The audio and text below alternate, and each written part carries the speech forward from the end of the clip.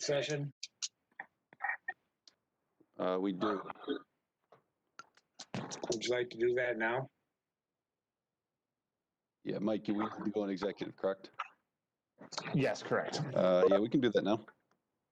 Okay, and this is discuss This is financial. to discuss the financial. Move that, please. So moved, Rita. And a second. I'll second as Ryan.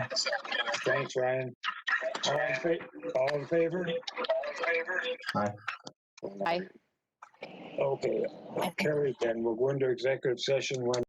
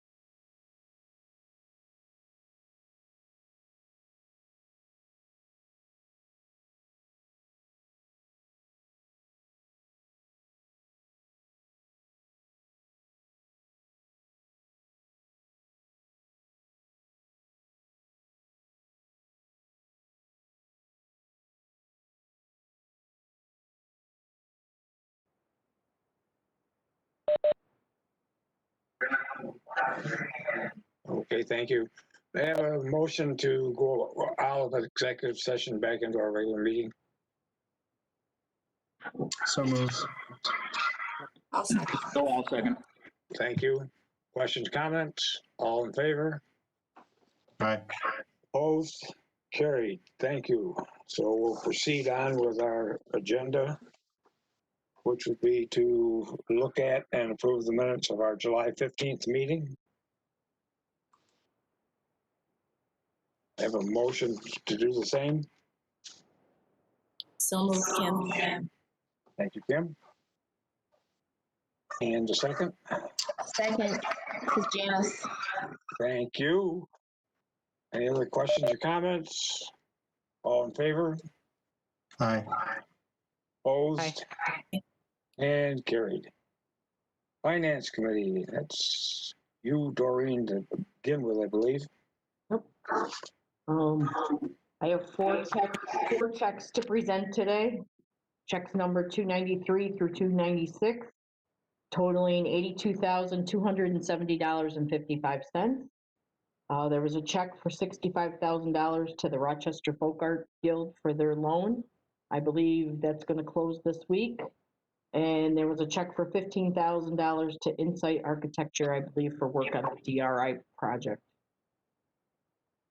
And that's all I have to report.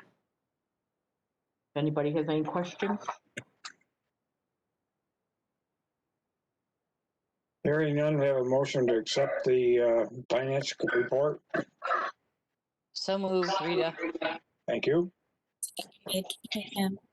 Thank you, Kim. Any other questions or comments? All in favor? Aye. And opposed? And carried. So we're into our action items, which we're going to go back to Mike on this one. Number one is a building improvement funding. And unmute myself. There you go. So yeah, we are seeking approval for the local committee recommended projects for the DRI Building Improvement Fund that the Horizon Economic Development Corporation is administering. Seeking approval for the slate of projects that have already been sent and discussed. It's a kind of a blanket approval for all the projects.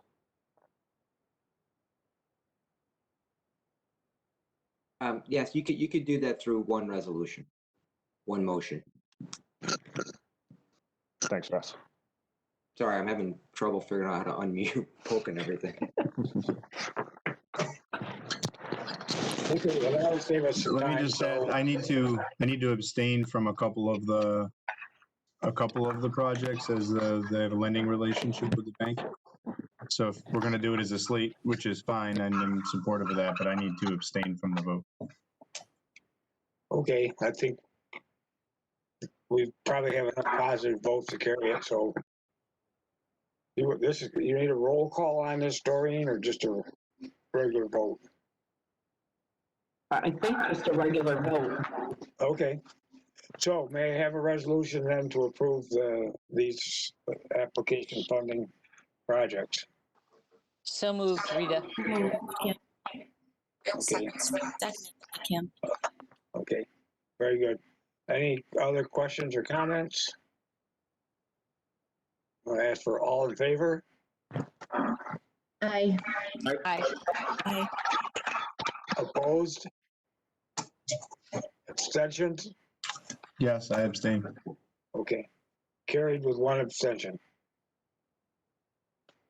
The Landis design collateral revision request. Yeah, Neil Martin is in the process of purchasing DNL Supply. The sale of the business and the land is going to be split off. So Landis is Neil Martin and the Landis Escaping Design is requesting that we remove the requirement for the mortgage on the property for the time being. Remaining collateral will be the UCC filing. as well as the personal guarantee from Neil Martin. And we would file the mortgage on the property once the land sale is complete. We need approval to delay the filing of the mortgage on the sale. I have a motion to do that, please.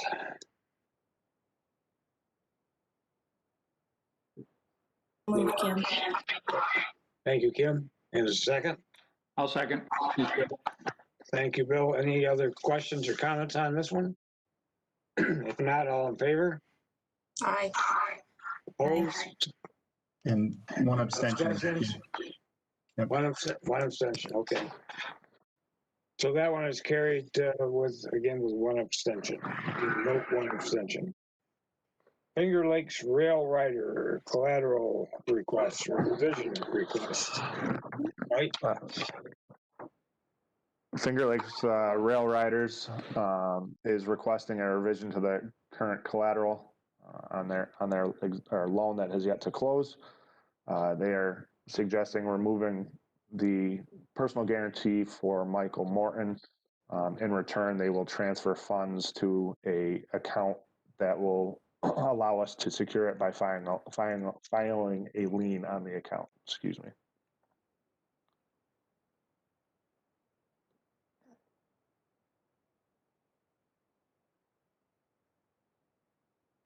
Nope. I had you muted. I'm sorry. Okay. I have a motion to do this. Make the motion.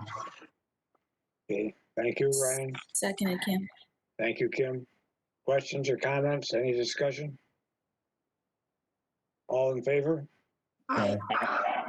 Opposed? And abstentions, we'll put that in there too. All right, so it sounds like it's all in favor, so that's carried as well.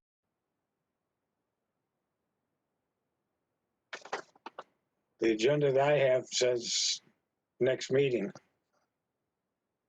So is there anything else we want to bring up at this meeting? I don't believe so. If, okay, then I would entertain a motion to adjourn. So moved.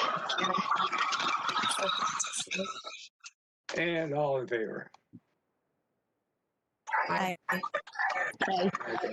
Carried, we are adjourned. So with that, we'll call the meeting of the Finger Lakes Economic Development Center to order. This screen keeps jumping all over the place. Okay. All right, so we'll call it to order. Do we need an executive session for this meeting? Yes, we do, to discuss the potential sale and acquisition of real estate. Okay, I would ask for a motion to go into executive session for that purpose. Moved, Rita. So moved, Kim. Okay, we're going to have it moved by Kim or Rita and seconded by Kim. All in favor? Aye. Opposed? And carried. And Michael, you can tell us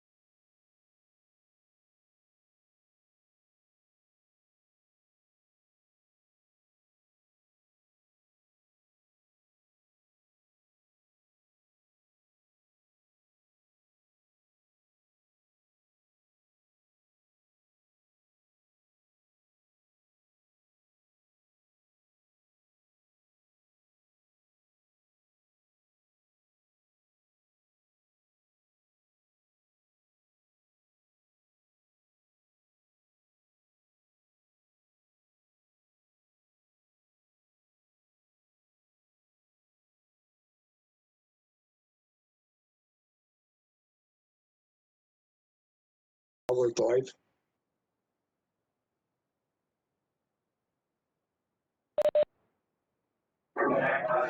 Okay. May I have a motion to come out of executive session? So moved. So moved. Yes. Second, Kim. Motion's been made and seconded. All in favor? Aye. Aye. Opposed and carried. We will proceed on with our agenda, which would be to approve the minutes of our July 15th meeting. Have a So motion? moved, Rita. Thanks, Rita. Second, Kim. Okay, thanks, Kim. Questions, comments? All in favor? Aye. Opposed? Carried. Thank you. Any changes to the agenda?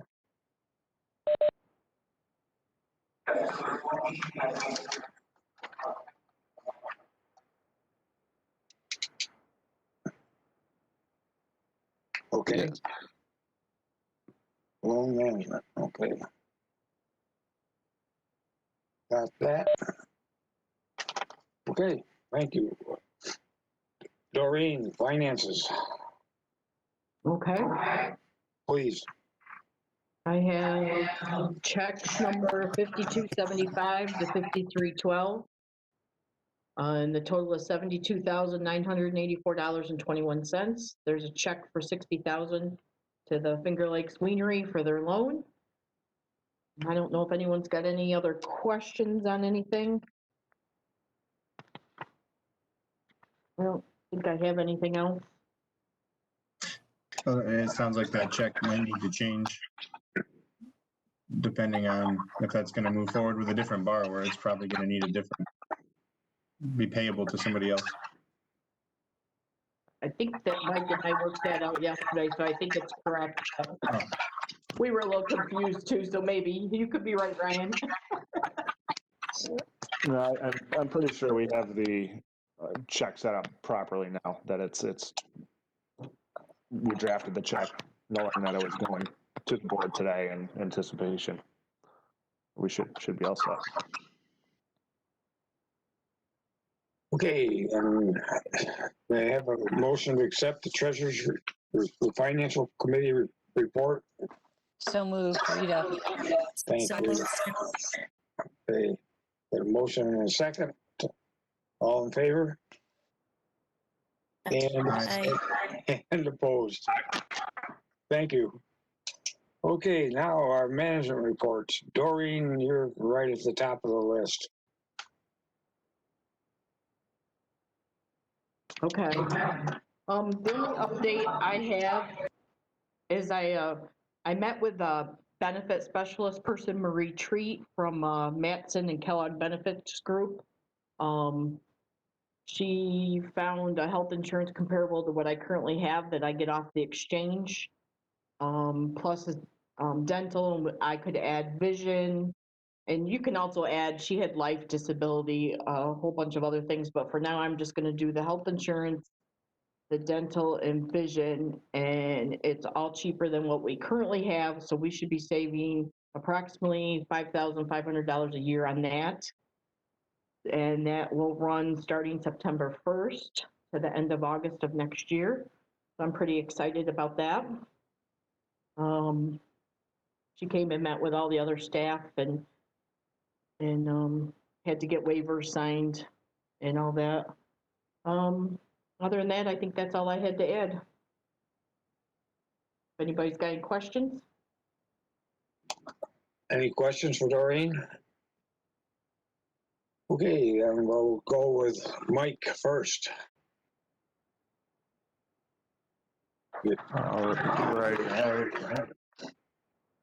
Continuing to take a fair amount of calls on individuals and businesses looking to do projects in the Yates County. So it's continued to get back to some normalcy, which is very much welcomed. And most of the work I've been doing was on action items. We did hold the public hearing for Chrysantha Inc., which is the Water Street Townhome projects this past Monday. We are still waiting on the seeker determination to move forward with that project. So I anticipate that one coming forward next month. That's the 18 unit townhome project.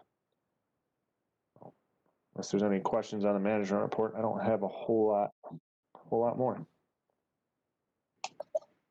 Any questions for Mike? If not, I will move on to Michael.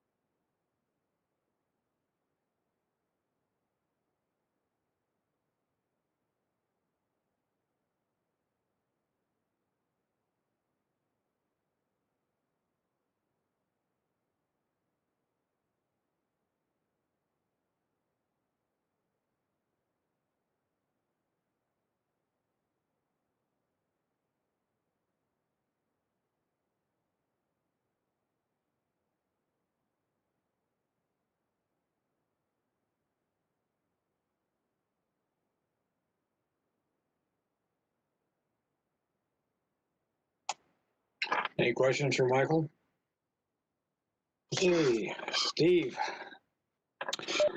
Had quite a few different additional visitations and meetings set up since in between the time that we sent the management report out to you. The more interesting ones, one was the Lieutenant Governor. Her team gave me a call on, I believe it was August 11th, saying she wanted to come to Yates County the following day, and could I recommend any places for her to visit, looking for either a craft beverage facility or a facility a business that handled or did PPE manufacturing, something like that, with limited time to get back to her.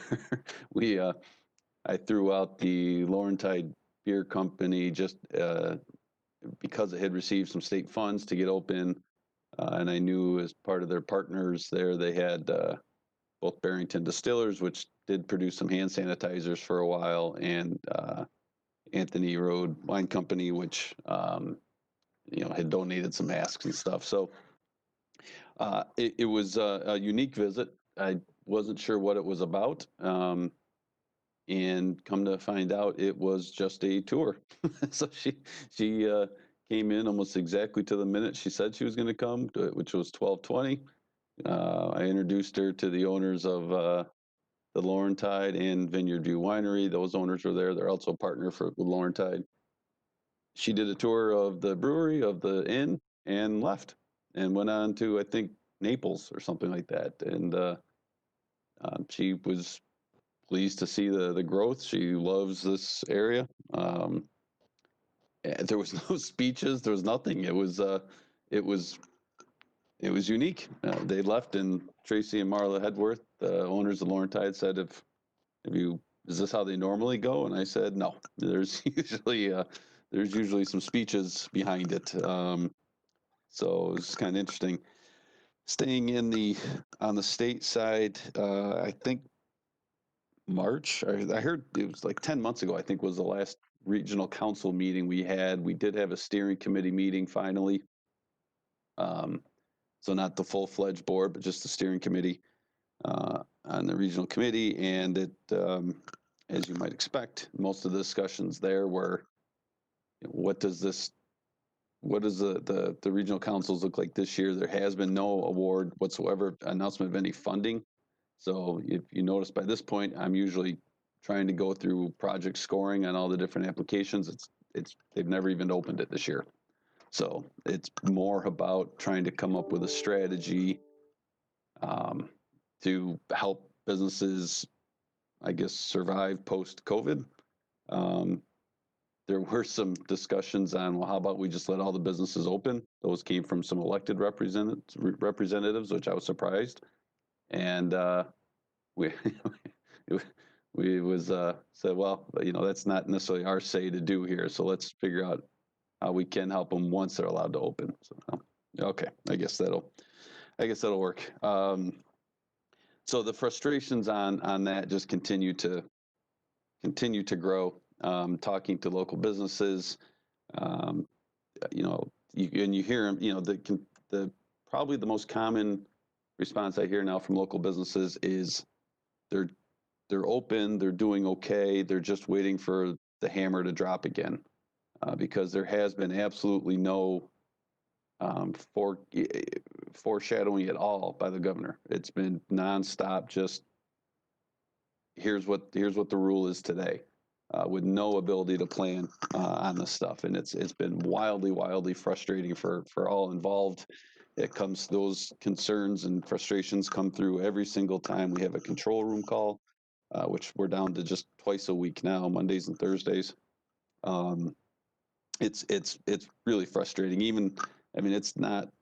This is me just speaking now. This is not the state, but when you hear people who are as connected as they could possibly be within the state give you their input that they don't see gyms and that sort of thing opening anytime soon, and the very next day the governor comes out and says, all right, gyms can open Monday, or bowling alleys can open Monday. It's just like, okay, no information is getting disseminated to anyone throughout the state, and I actually feel terrible for a lot of the state employees who are trying to manage what is unmanageable. So wildly frustrating on that end. On the positive side, as Mike mentioned, we are seeing a lot more traditional economic development projects again. The inquiries are starting to come back in, which is great. Projects are moving forward. The DRI, the Business Improvement Fund approvals that's big. That's a big movement forward. There's some other projects, the Blue Heron Bakery, Water Street Townhomes are trying to make their way through. Which I guess will lead to the part I mentioned at the end a little bit earlier, is on the workforce side. We are starting to have discussions with businesses, like not just, okay, what open jobs do you have, what open positions do you need, but really trying to focus in on what is the real financial implication to your business for having those unfilled positions. What's your, how does that impact your capacity? If you can't produce as many widgets that you need to, what does that do to your top line? What's that do to your ability to retain certain customers? And we're starting to get some of that information back to the businesses. We haven't asked specifics like that before. And as you recall, pre-COVID, we had 18 individuals in the county receiving unemployment benefits, which is just, it's shock and awe when I tell my colleagues that around the state, like that's a ridiculously low number. That number is higher now, but not a lot of them are necessarily looking to enter the workforce yet because of the additional unemployment benefits they're getting. As that starts to wean off, we have seen some of our local employers starting to find some bodies to put back in. So Janice and I have been, Janice has actually helped organizing, operationalizing my thoughts on how to go about attracting some of these individuals back to the area. I think it'd be interesting as we put together the real financial picture of what the current job openings mean. I'm hopeful it will lead to further discussions with our municipalities about, hey, we're willing to share the expense of building infrastructure out for business parks. Here's what we're missing by not being able to attract employees to the area. So what if we shared on targeted housing developments, in certain areas, or rehabs in certain areas? And by doing that, here's what we end up with. For the same amount of money that would cost to put in a corporate park, we're able to help the current businesses expand by about the same amount of employees we would get if we built out a new corporate park. I don't know that that's what the numbers will show, but until we start asking the right questions, we won't know for sure. And I do know that we are seeing, it's not, I don't think it's just that I'm more aware of it, but there's numerous reports out there about, the people leaving larger cities to get to rural areas. And the real estate market here is as as hot as it's been anywhere, right? And that goes for the entire Finger Lakes region, the Rochester market too. But most of the people I know moving into the area right now are all working. They all work remotely.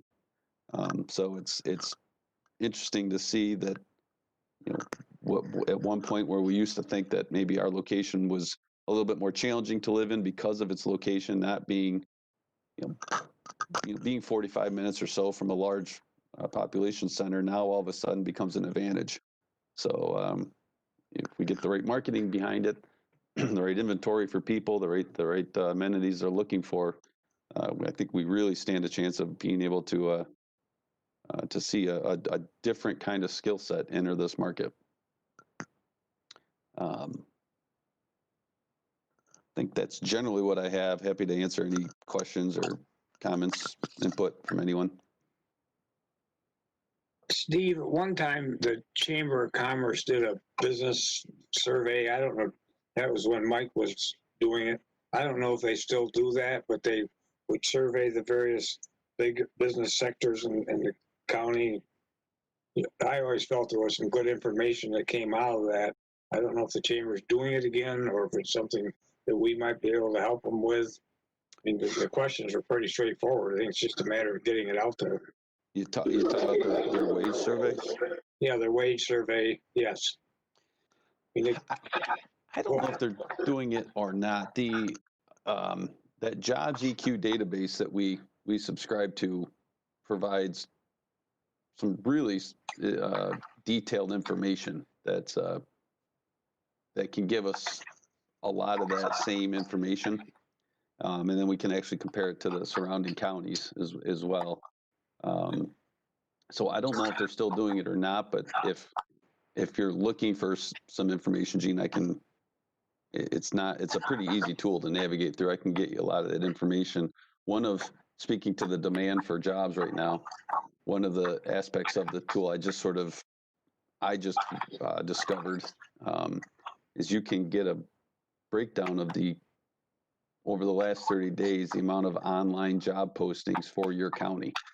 And for the last 30 days, there were over 330 job postings for Yates County, just online. And I went through it, and the number was well over 600. But once I actually got through it and took out neighboring towns that are just outside of the county, the number was it was over 330 positions, and it's all over the board. It's in every industry. So there's a huge, again, you'd love to attract a 330 person company to the area, and there's 330 job openings right now just online. So my guess is the number's closer to 400 total in the area. I have a question. go ahead. Thank you. In the conversations that you're having,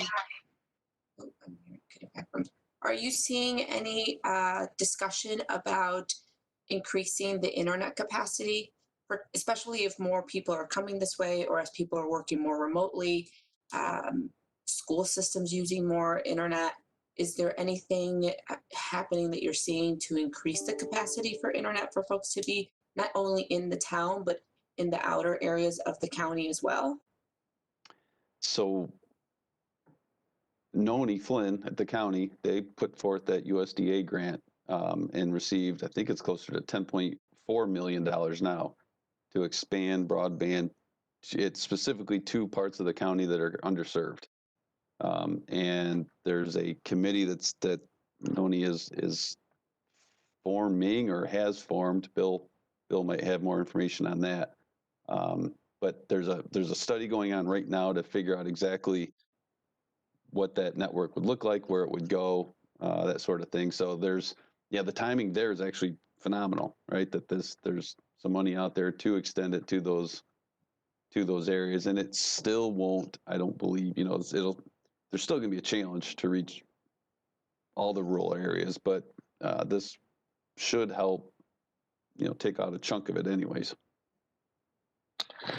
Yeah, I'm sitting on one of the committee meeting, broadband committee meeting on next Tuesday, the 25th, and I haven't gotten the agenda yet, but I do believe that they're presenting the study that was done, feasibility study for where it's going to reach, how it's going to reach there, and how we progress forward with that. So hopefully start seeing some actual movement on that. It's been a little bit of a slow starting process, but I think we get some action going forward next week, and I'll know more.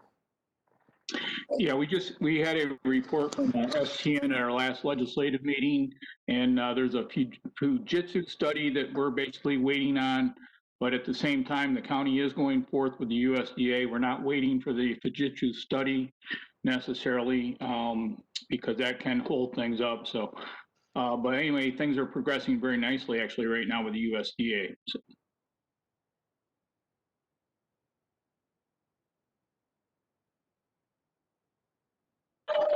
Thank you.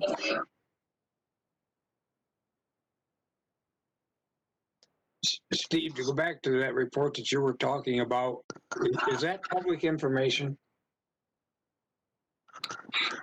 It's, And the reason I asked the question is the survey that Mike was doing, it really, I think a lot of us in the various industries, we found it very helpful, and particularly in this time where we're seeing a bit of a labor shortage. You say, well, I guess I've got to raise wages, or I've got to raise this, and all of that sort of thing, and everybody really doesn't have an idea of, what are the going wages or compensation for certain industries. okay. It's not something they can readily access, but it's something we could probably put together. Well, I know you got a lot going on, so it's something you can do it sometime. I think it would be helpful for people. I mean, it's, at least in our industry, we're just seeing, because we can't find people, the people now that know we can't, they're not at all hesitant about asking for some pretty exorbitant compensation. All right, yeah, I probably can put that together. It's pretty easy, actually, so let me see what we can do. Okay, thank you. Okay, anything else for Steve? All right, then we'll move on with our agenda, and now we've got our action items. Air conditioning bids. All right. We have an air conditioning unit that's up on the roof that does the first floor of the second story red brick building. The condensation pan is rotting, so it's condensation on the outside. It's leaking down into Alex Keeney's office. We also, that unit is, I don't know, 40 years older. And so anyway, we sent a bid out to 4 local contractors. I received 1 bid from JR's Heating and Cooling. The problem with the bid is with it being on the roof, and we just had that roof done last year, and we don't want to do anything to harm the warranty, and there's some additional structural work that needs to be done under that unit. We're not exactly sure what's going to happen with that until we get that opened up, but I have, so the roof contractor and the air conditioning contractors have to work close in contract. So anyway, the bid I got was for $21,682.19, and that includes the new curb for the unit on the roof. And then I got the roofer said it'll be right around $7,700. The problem is if he needs to get more steel, that will up that price a little bit, but I think we should be covered with that price.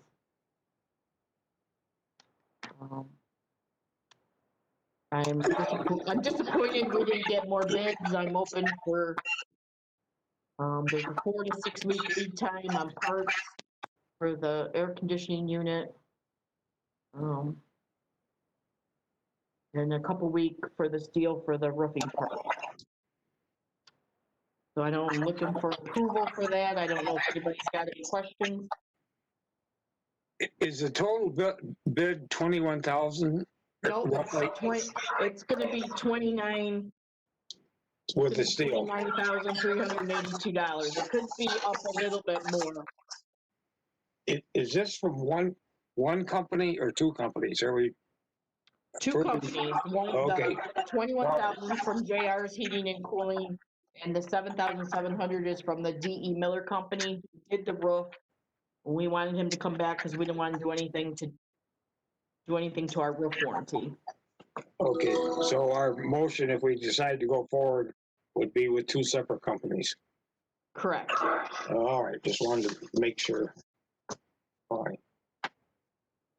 They have a motion then to accept or approve the bids from these two companies?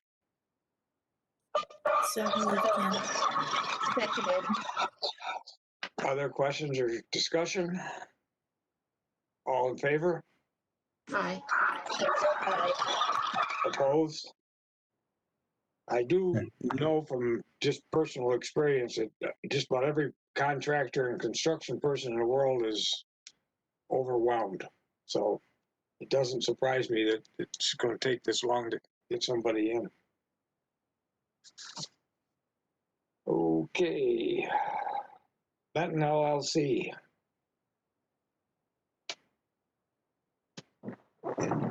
All right, we've received a application for financial incentives from New York Benton One LLC. The company is owned by Delaware River Solar. They've proposed a 5 megawatt solar farm in the town of Benton, right off of 14A. The property is just south of Weaver Bike Shop. It would be fairly off the road. Can't really see where the farm is from the road. Fair amount of land down there to protect it, but found a landowner who was willing to lease the property to them to do the project. Financial incentives would include a pilot, sales and mortgage tax abatement. We've proposed, with it being a pilot or a solar project, we've proposed a 30-year pilot. And with communications with the company, we've proposed a $4,225 pilot payment per megawatt with a 2% per year escalator. So over the 30 years, that would be $857,000 in total pilot payments. The total project cost is $9,154 and $154,634. Currently, the land is assessed at $46,837. There's a large exemption on it, so the taxable amount is what the county and taxable entities are receiving is pretty minimal. So the proposed project is going to bring in just shy of $1 million on land that's really not receiving anything right now. The total pilot investment or property tax savings would be $1,398,919.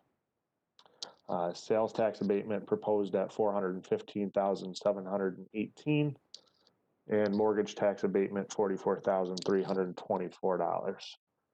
It's a total community investment of $1,858,961.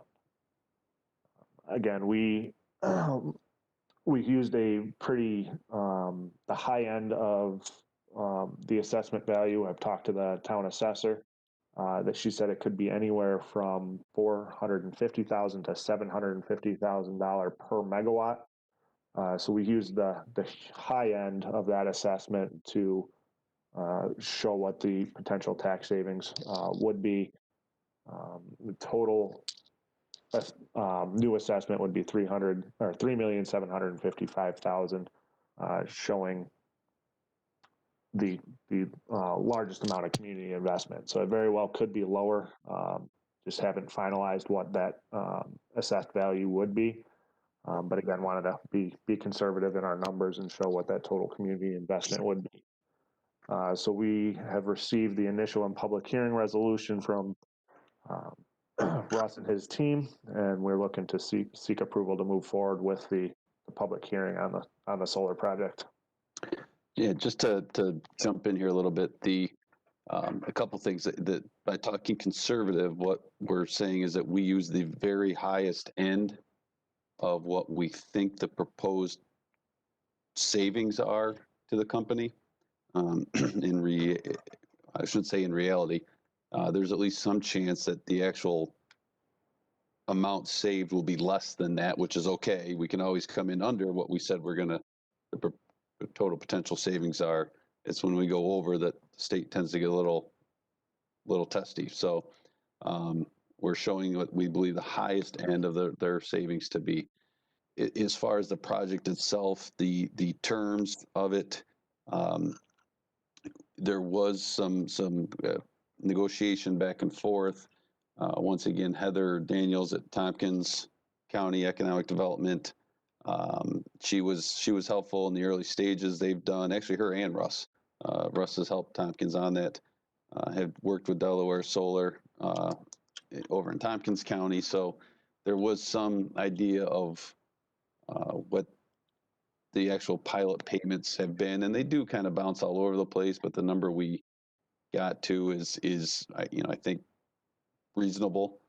And we have been in constant discussions with the town of Benton on this as well. So they've been fully involved in all of these meetings and discussions, and have been working themselves directly with Delaware River on some local impacts, local benefits to them. So even though this is the first we're seeing the application, the board is seeing this application, there has been quite a few meetings, a number of meetings with them and the town. So there won't be any surprises to at least to the town board members as we go forward with this, if we go forward with this. So what we're looking for right now is a resolution to hold a public hearing.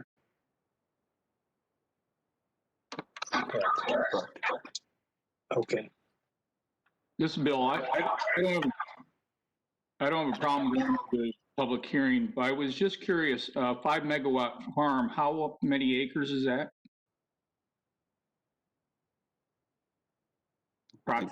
Mike's looking that up now, I believe. Yeah, bear with me just 1 second. Of course, I closed. My other question is, what's the lifespan of a actual solar farm? I mean, a 30-year pilot seems like an awfully long time to put out there. There was a lot of discussion on that with the town. That was some of the town's concern as well. And they went back and forth for several weeks, if not a couple months, on the decommissioning report. So there's a plan in place there that makes sure that the town is protected. So once the farm is used up, they can't go forward with it anymore, that everything's taken down and removed. And they agreed to 30 years on that as well, or 25 years with the final 5 years to be assessed. So this is the same that we did for the Middlesex project, solar project as well. Yeah, okay. And I am still looking for the acreage. Bear with me 1 second, or I can follow up with that later on if you want to keep forward. Yeah, that's just curiosity. So, Okay, yeah. just trying to get that for you. how large it is. 25.77, I believe. All right, we do have a motion and a second, I believe. So, no other discussion, all in favor? I missed who made the motion and seconded it, and then it would be roll call vote. Okay, I am sorry. Thank you. So we have yes, we've got the motion, we've got the second, so now we need the roll call. So Doreen, you're on. Okay, can you tell me who made the motion, because I missed that? This is Bill, I think. Okay. And who seconded it? Somebody want to second it?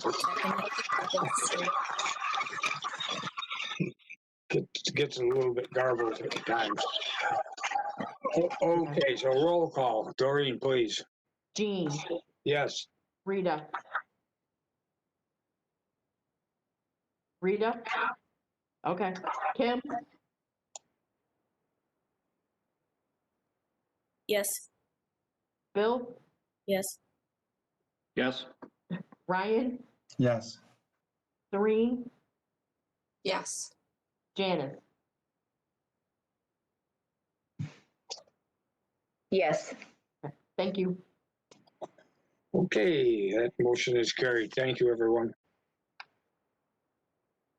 So the Finger Lakes Winery borrower change, the borrower name change, I guess. So, Michael, I guess that's you to talk to us about it.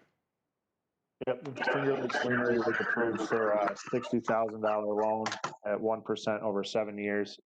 We're requesting approval to change the loan structure. Currently, the loan is being made to Finger Lakes Winery LLC with the corporate guarantor of Finger Lakes Hospitality LLC. We're requesting approval to switch those two. So the new borrower would be Finger Lakes Hospitality LLC and the corporate guarantor as Finger Lakes Winery LLC.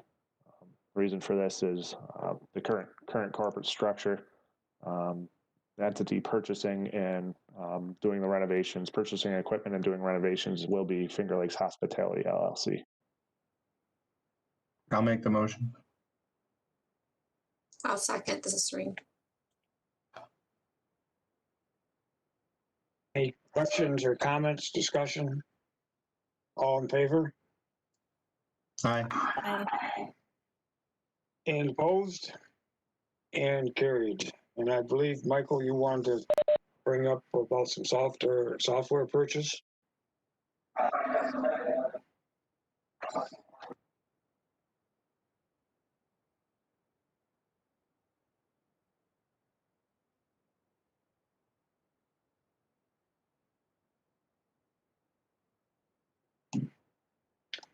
Someone like to make that motion, please? This is Serene. Rita. And a Second, second. Kim. Okay, thanks, Kim and Rita.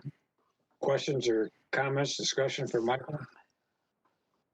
Hearing none, all in favor? Aye. Aye. Opposed and carried. Do we have any other agenda items? Okay. So our next meeting is September 16th. Anything else before we entertain a motion to adjourn? Questions, comments, discussion? Hearing none, we'll entertain a motion to adjourn. So moved. Second. All in favor? Aye.